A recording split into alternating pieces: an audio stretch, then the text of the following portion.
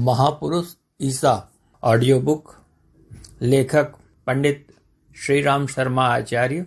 Audio 6। ईसा का आविर्भाव और उसका विकास क्रम।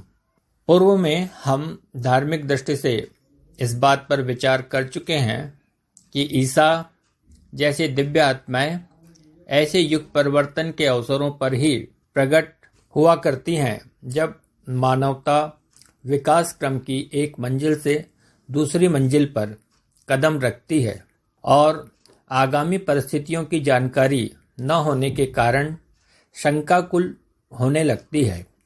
उसी समय मानवता का मार्ग प्रदर्शन करने के लिए दैवी आत्माओं का अवतरण हुआ करता है। मनुष्य का भाग्य के लेखक ने यह सिद्ध किया है कि वैज्ञानिक विकास क्रम के अनुसार भी उस समय भूमध्य सागर के आसपास के 10 देशों में ऐसी परिस्थिति उत्पन्न हो गई थी कि कोई महामानव आकर लोगों का पथ प्रदर्शन करे। ये देश किसी समय संसार में बड़े सभ्य और प्रभावशाली माने जाते थे। वहाँ महान सभ्यताओं जैसे यूनानी और रोमन सभ्यताओं का उत्थान और पतन हुआ, लेकिन वे बिल्कुल ही समाप्त नहीं हो गए। उनकी अर्थव्यवस्था और सैनिक सत्ता समाप्त हो गई, पर अनेक उच्च परंपराएं जो मानवीय आवश्यकताओं और धार्मिक भावनाओं को अभिव्यक्त करती थीं और जो जनसाधारण में अपनी जड़ जमा चुकी थीं, शेष रह गईं। इस प्रकार वहाँ एक ऐसा क्षेत्र बन चुका था कि उसमें किसी उच्चतर धार्मिक भावनाओं का बीज बोया जाए और मानवता को एक नए युग की ओर अग्रसर किया जाए। उस परिस्थिति में वहाँ किसी ऐसे महामानव की आवश्यकता प्रतीत हो रही थी और वह ईसा के रूप में ही फलीभूत हुई। इस संबंध में मनुष्य के भाग्य का लेखक कहता है, ईसा तुरंत नहीं आ गए। मनुष्यों को सच्चा मार्ग बतलाने के लिए एक ऐसे ही उदाहरण की आवश्यकता थी जो अंतहीन पूर्णता और बलिदान का एक महान आदर्श उपस्थित कर सके। ईसा द्वारा प्रस्तुत चिनगारी कुछ काल तक प्रकाश दे सकती थी।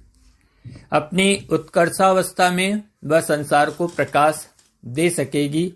प्रारंभ में उसके समर्थकों ने किसी प्रकार ज्योति को जीवित रखा और समय की प्रतीक्षा की। आज 2000 वर्ष बाद उनके सरल उपदेश तेजी से चमक रहे हैं। यद्विभूति मत्सत्वं श्रीमदूर्जितमेव वा तत्तद्देवावगच्छत्वं मम तेजोशसंभवम्।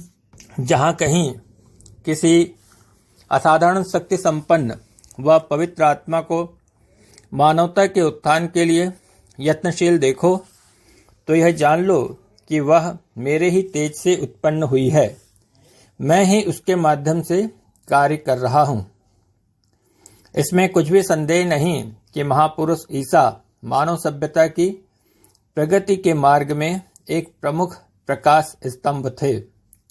उनका जीवन उदाहरण और कार्यगत 2000 वर्षों में लाखों करोड़ों व्यक्तियों को उच्च जीवन का मार्गदर्शन करा चुका है और कितने ही भूखंडों की जो घोर अंधकार में पृथक पड़े थे उसने काया पलट कर दी है।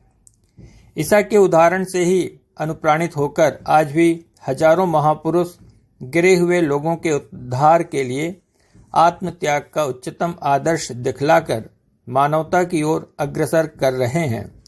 इसलिए यदि हम यह कहें कि ईसा के एक अवतार के प्रभाव से आज हजारों अंशावतार संसार का भार अपने कंधों पर उठाकर चल रहे हैं, तो इसमें कोई अतिशयोक्ति नहीं।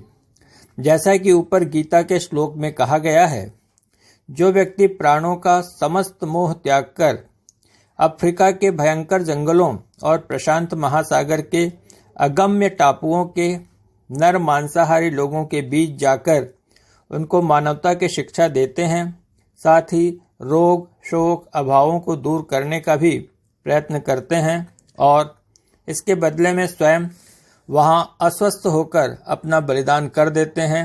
ऐसे देवदूत का कार्य करने वालों को यदि अवतार कहा जाए तो क्या अनुचित है। हम तो ऐसे निस्वार्थी महामानवों के लिए स्वामी विवेकानंद के शब्दों में यही कह सकते हैं, विभिन्न देशीय, विभिन्न जातीय, विभिन्न मतावलंबी भूतकाल के उन सब महापुरुषों को हम प्रणाम करते हैं जिनके उपदेश और चरित्र हमने उत्तराधिकार में पाए हैं। विभिन्न जातियों, देशों व धर्मों में जो देवतुल्य नर नारीगण इस समय मानवता के कल्याण में संलग्न हैं, उन सबको प्रणाम है। जीवंत ईश्वर के रूप में जो महापुरुष भविष्य में हमारी संतान के लिए निष्प्रहता से कार्य करने के लिए अवतार धारण करेंगे, उन सबको प्रणाम है। ओम शांति।